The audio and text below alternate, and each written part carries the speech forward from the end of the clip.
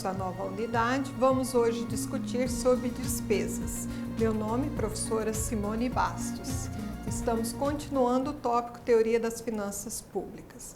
Então, hoje nós vamos falar sobre o que é despesas. O que são as despesas? Segundo a Lei 4.320/64, que regulamenta o orçamento público, despesas públicas podem ser classificadas segundo finalidades e critérios. A finalidade da despesa pública permite agrupar no orçamento por funções e subfunções. As finalidades das despesas são as finalidades da despesa que guiam a técnica do orçamento, programa do governo, ou seja, que vai direcionar, vai dar um norte e vai permitir que ele estabeleça as metas a serem alcançadas, os objetivos. Por isso que elas são bastante importantes. A ênfase na classificação dos gastos está em como atingir as metas pré-determinadas para o governo. Assim, quando você tem uma meta, você sabe onde você quer chegar, você sabe o que precisa de fazer, nós podemos avaliar se o gasto é eficaz e se ele é eficiente. O que é um gasto eficaz?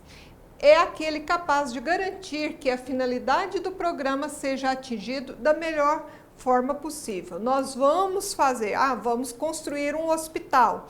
Como que eu vou conduzir o que se espera dele? Que ela atenda o maior número de cidadãos, uma sociedade que está ali por volta dele, ao seu redor. E eficiente é a avaliação quanto aos custos incorridos para atingir a finalidade. Imagina se a gente constrói um hospital público numa região em que a sociedade, os cidadãos que moram ali naquela região são de poder elevado e não utiliza daquele hospital. Então eu tive uma construção eficaz, mas eu observei que aquele custo corrido para aquela sociedade, ela foi um desperdício. Então eu preciso escolher a construção de um investimento próximo daquele grupo que vai melhor usufruir para que eu tenha um gasto eficiente e eficaz. Nas funções das despesas públicas, nós temos os programas macro, que são os norteadores do governo, que a gente chama das políticas macro. É a saúde, educação, defesa nacional, policiamento, regulação das atividades, que são as concessões de energia, da Saneago, as rodovias, a exploração de petróleo, justiça e assistencialismo, que é as questões onde estão envolvidas toda a previdência, seja as aposentadorias, ou seja aquelas contribuições destinadas às pessoas que têm alguma deficiência, além dos programas de bolsas, o Bolsa Família, por exemplo. Em cada função, em cada situação que nós temos aqui na saúde, por exemplo, ela vai se desdobrar em diversas outras ações para que cada ação ela tem um objetivo muito específico. Então, cada área vai trabalhar para desenvolver determinada situação, determinada subfunção.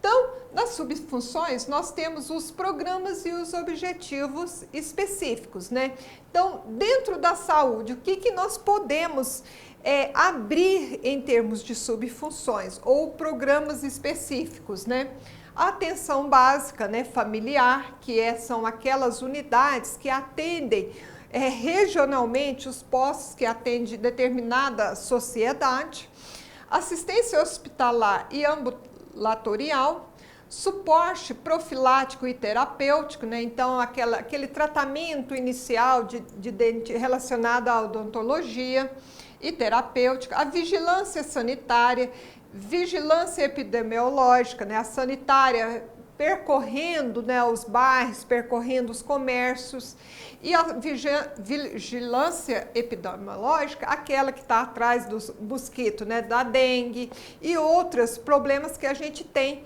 por ausência de limpeza por parte dos nossos cidadãos. E ainda nós temos a discussão dentro da saúde de alimentação e nutrição. Então, a saúde ela é muito ampla, por isso vão se abrindo em projetos, em programas, para que o governo consiga acompanhar, ter as suas metas dentro de cada segmento específico, de modo a otimizar os seus gastos ou os gastos públicos. Qual que é a natureza do gasto público, né? Ela tem como objetivo manter o governo em funcionamento, que são as despesas de manutenção do governo em si. Está relacionada aos gastos pagos com mão de obra, aquisição de equipamentos, tanto na área de saúde, construção de prédios, na área da educação, para os próprios órgãos, toda a estrutura burocrática que o governo necessita para atender a sociedade, ou para a redistribuição de renda. As despesas correntes, elas são definidas em função se é para funcionamento da máquina estatal ou se é para redistribuição.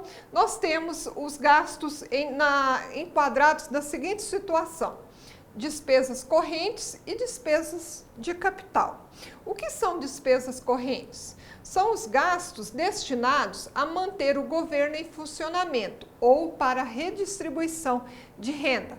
Então, aqui nós temos as aposentadorias, os repasses de programas, os encargos sociais, o pessoal, os juros, encargo de dívida, que hoje nós estamos discutindo muito, né? Um dos gargalos hoje do governo da Dilma são os seus gastos públicos, né? Ela exacerbou, então está tendo um custeio, está tendo dívidas, encargos de dívidas muito elevado, além do que ela poderia gastar, segundo a lei da responsabilidade fiscal. Custeio, que é essa manutenção, né, a matéria-prima necessária, papel, computador, tinta, nos hospitais todos os medicamentos necessários para atendimento da população e por aí vai indo. Então isso nós consideramos despesas correntes, que mantêm o Estado funcionando. Ainda nós temos aquelas despesas consideradas de capital. O que são essas despesas? São os recursos destinados a investimentos que alterem o estoque de capital da sociedade, ou seja, que aumentam o patrimônio, né? Então, quando o governo coloca uma nova empresa, quando ele abre uma sociedade em que ele, nas áreas de infraestrutura básica, né, em que nem sempre o setor privado tem interesse, porque é muito caro, pela indivisibilidade, né, eu não consigo cobrar de cada cidadão, ele está fazendo um investimento, ele está aumentando o estoque de capital. É como se o empresário tivesse uma empresa e ele consegue ampliar a sua empresa. Nesse momento, ele está aumentando o seu estoque de capital.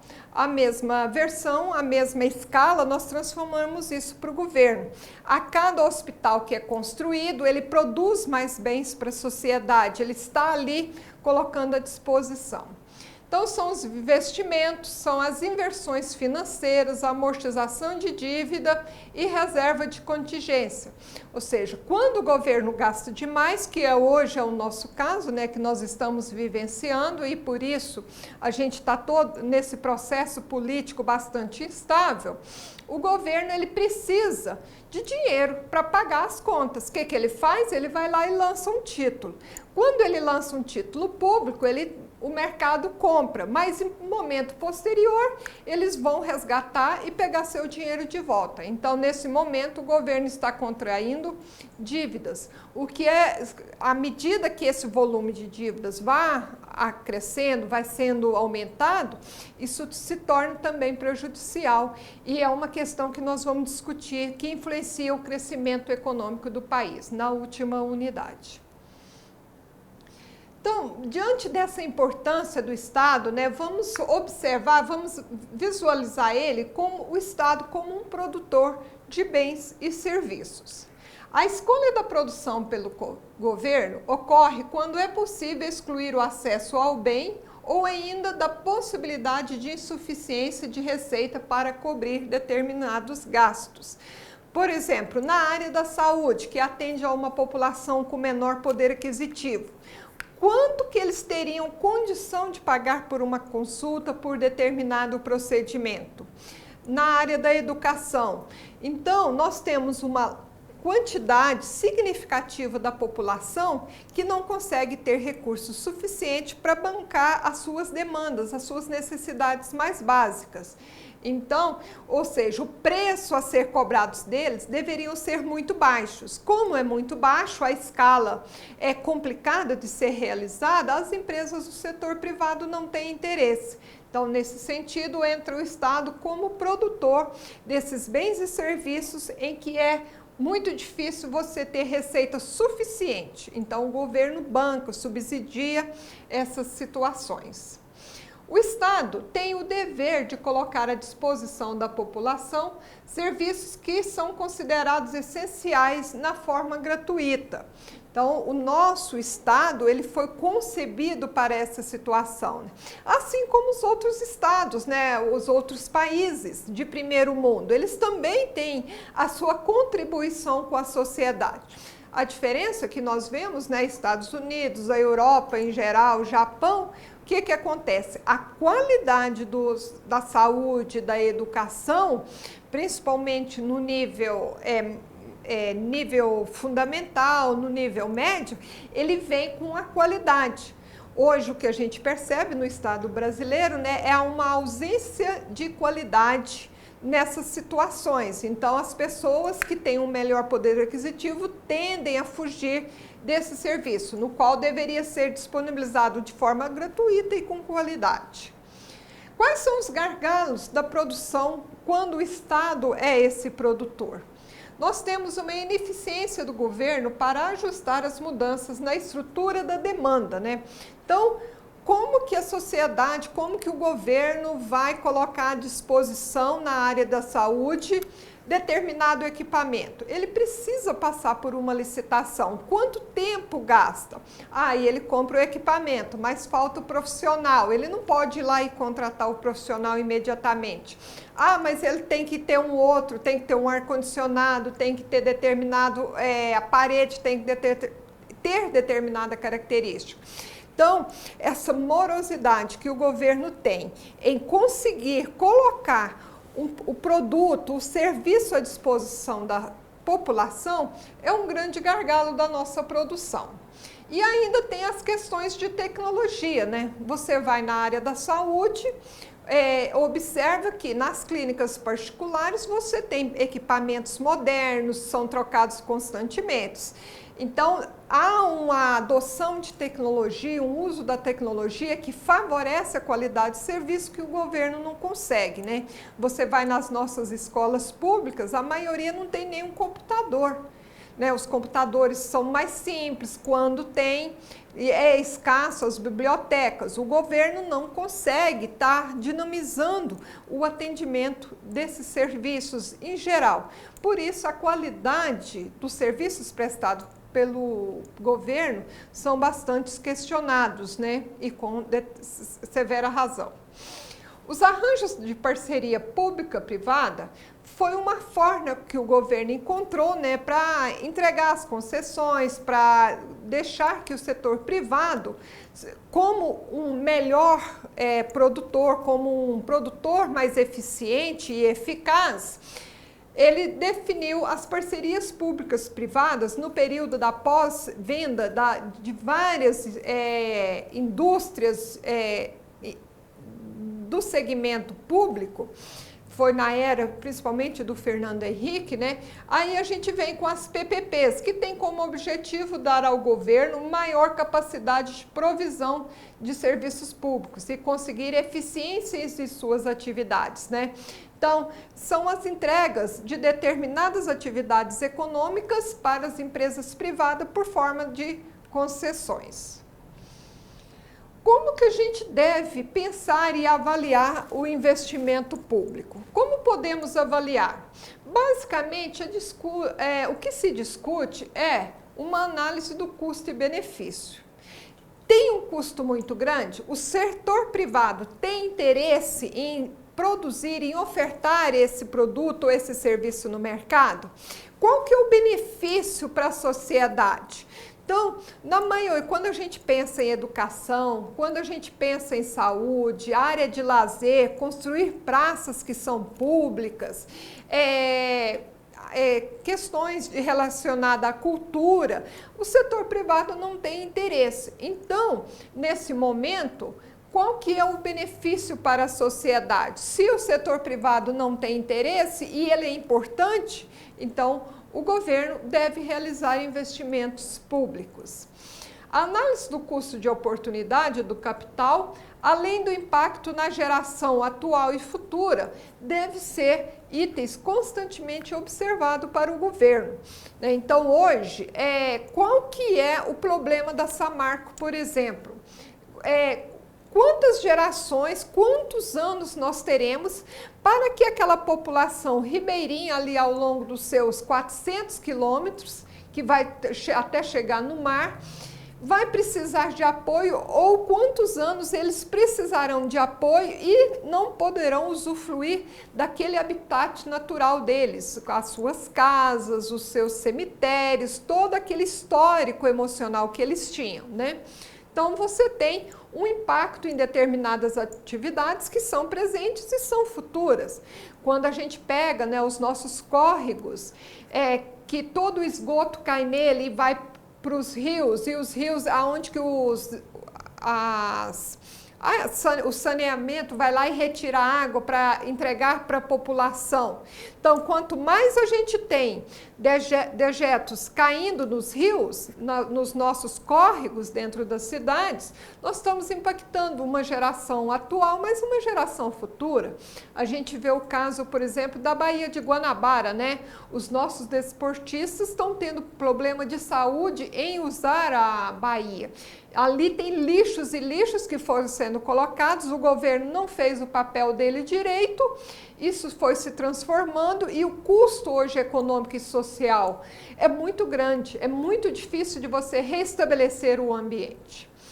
A predominância de avaliações arbitrárias de projetos públicos sujeitos às preferências pessoal do avaliador, incluindo os interesses particulares de determinados grupos, é um dos grandes gargalos, né, de uma questão da avaliação do investimento público, né? Nós já vimos por aí, né, histórias de pontes que são construídas na fazenda de alguém porque era para valorizar, pontes que foram construídas ligando fazendas de políticos, rodovias. Então, nós observamos que o interesse político, né, aquilo que nós começamos a discutir, né, as questões de ideologia e a hegemonia da ideologia, ela é predominante até os dias de hoje, né? Passam-se centenas, milhares de anos e a gente continua observando que os interesses particulares, eles predominam na gestão pública. Então, o grande gargalo da gestão pública é ter pessoas que tenham interesse de servir a sociedade sem ficar olhando para o próprio umbigo, né? Querer entender como que ele pode enriquecer, né? Fazendo acontecer o que nós estamos vendo hoje, né? Que é uma corrupção muito elevada. São os políticos usufruindo do cargo para interesses públicos, né?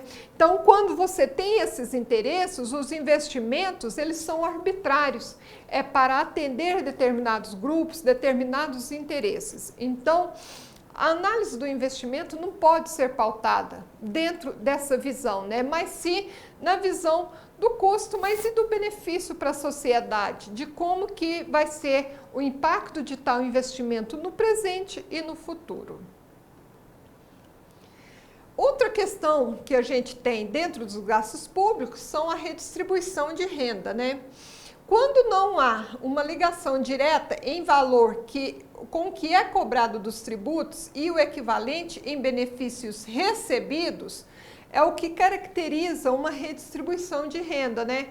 Olha, eu estou pagando determinados valores em tributos, mas eu não tenho o respectivo benefício. Meu filho estuda na escola particular, a academia é particular, mantenho a minha saúde com um plano de saúde. Então, nesse momento, eu estou pagando para o governo, mas não estou usufruindo. Alguém está usufruindo desse gasto que eu estou tendo pagando os meus impostos. Isso, então, é uma característica da redistribuição de renda, né? Ele está tirando de mim para ajudar a pagar um serviço, ofertar um produto para aquele que não tem a condição. O objetivo da redistribuição é minimizar o número de pessoas em situação de pobreza absoluta. Daí, os programas de bolsa, né? Bolsa Família, alimentação e por aí vai. Então, nós temos o programa, como exemplo, nós podemos citar Bolsa Família, empréstimos subsidiados para habitação, educação, atividades econômicas de interesse social, inclusão de pessoas idosas de baixa renda no sistema previdenciário e outros, né? Na década de 80, na década de 90, nós tínhamos as pessoas que estavam vindo da área rural, que não tinha comprovação de carteira de trabalho, de vínculo empregatício, o governo estabeleceu, né, que a partir da parte da Previdência que discute o previdencialismo, a absorção a partir de determinada idade, se ele não tivesse caracterização de algum tipo de renda, o sistema previdenciário assumiria, né, com aquele custeio, ou seja, ele seria aposentado. Isso é uma forma de assistencialismo. Quando você fica desempregado e utiliza, né, do seguro-desemprego, também é uma forma.